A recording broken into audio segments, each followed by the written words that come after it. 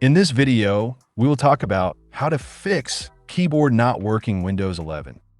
Method 1. Check basic connections. If you're using a wired keyboard, unplug it and reconnect it to a different USB port and check if it works. For a wireless keyboard, make sure the batteries are charged and the Bluetooth or wireless receiver is connected. Afterwards, click on Windows icon and restart your PC. Check if the keyboard starts working again. Method 2. Reinstall keyboard drivers. Right-click on Windows icon.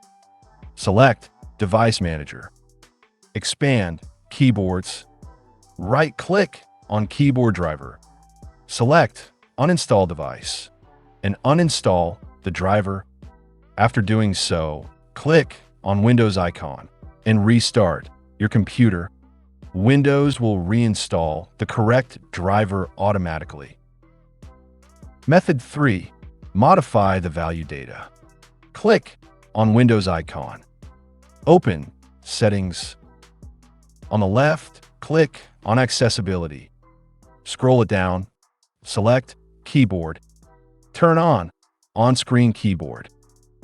Now right-click on Windows icon. Select Run. Type regedit and click on OK. Click on Yes. Here, you have to be in this location. I have mentioned it in the description. On the right side, right-click on Start and choose Modify. Change the value data to 1 and click on OK. Now, click on Windows icon and restart your PC.